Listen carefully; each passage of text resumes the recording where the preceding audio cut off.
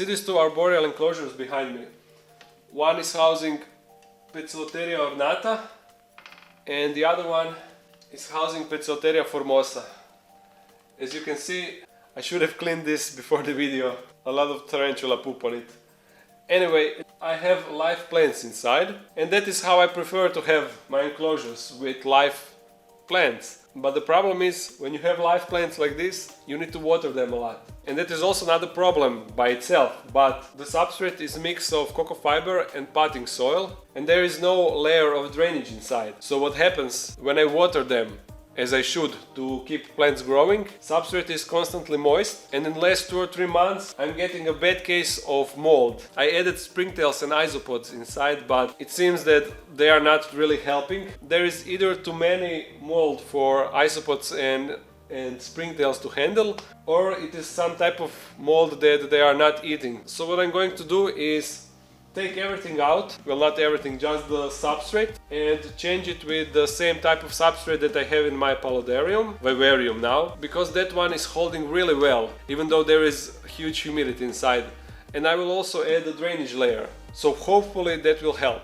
And also what I will do, I will take the plant from this tank, clean it and prepare it for my other Poecilotheria enclosure project, and eventually I will get another plant for this tank. So that's the basic idea. So the substrate that I'm going to use, it will be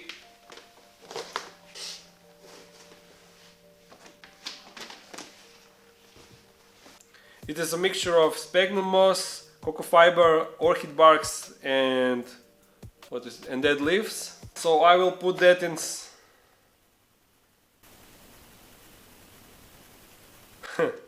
I just realized that I need this substrate for my Poecilotheria enclosure. I mean, I don't need all of it, but majority of that, and I don't have enough ingredients to make more substrate.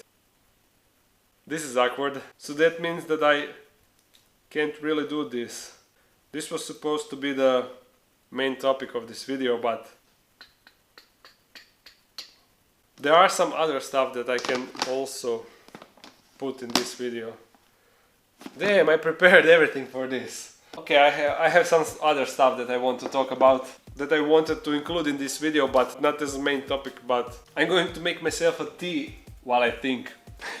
Few people asked me, will I ever do a Q&A, questions and answers, and I don't really know if there is enough interest for that kind of video, because I don't know. But anyway, if you have some question that you want to ask, write it in the comments below, and if there is enough questions for a video, I will make one. Sounds fair, right? It doesn't have to be tarantula or hobby related. You can ask random things and I will answer them if they are appropriate, I guess.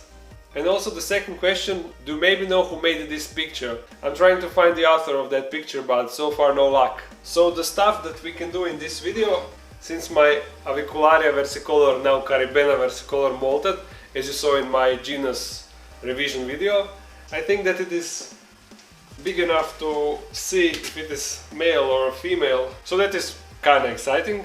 And also, I can update you on Brachypelma albopilosum female. She still didn't make an egg, but I have a couple of clips that I already recorded, so I can also show you that. And for the people that are wondering about the ants and Balfuris, once there is something to update, I will make an update video. Don't worry about that.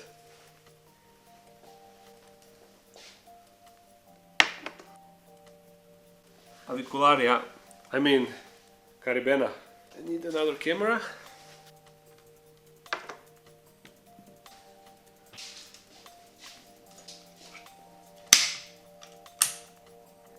These piece of styrofoam and a couple of pins and warm water with a drop of detergent. Now to take the malt out first. Malted a few weeks ago, so malt is completely dry by now. That's why you need warm water and a piece of detergent. I mean dish soap, not detergent, dish soap. Or is that the same thing? I don't know. Oh, it is a bit messed up.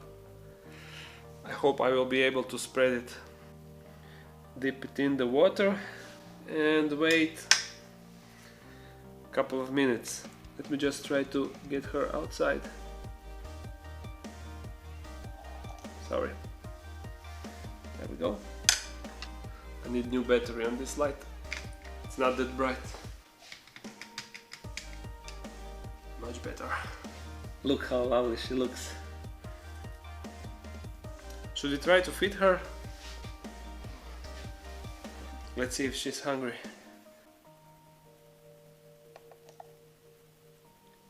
Yep. Nice. Okay, back to the mold. You need some paper napkin.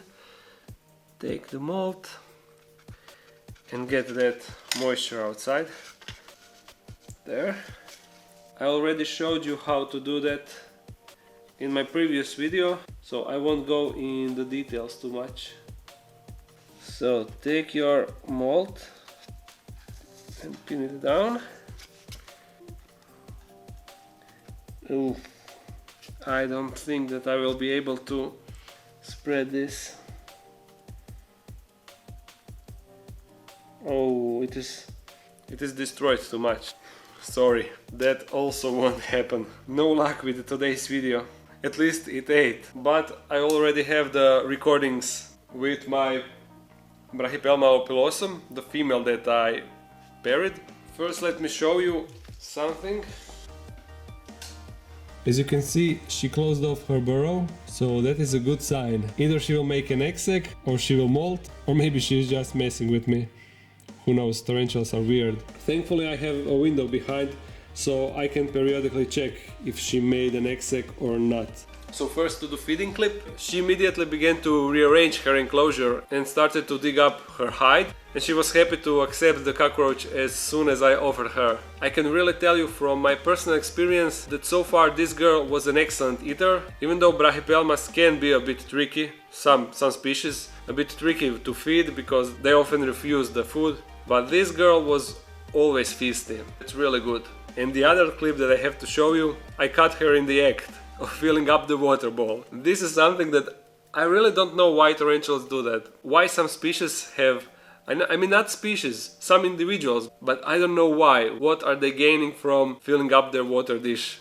That is really odd behavior. But yeah, I caught her in the act. And she didn't felt any shame. As you see, she just continues to fill up the water bowl. Girls these days, no respect. Finally I can drink it. To be honest, I feel a bit sick and maybe my voice is a bit different than the usual, so I apologize in advance if you can notice that. And that would be it for today's video.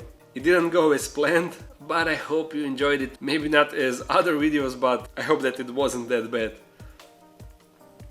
So as always, if you enjoyed it, thumbs it up and comment something, and write some additional question if you want to see a Q&A video. That means questions and answers, in case you didn't know. And if you're new to this channel, usually videos are a bit better than this one. Subscribe and I won't disappoint you. Probably. Bye.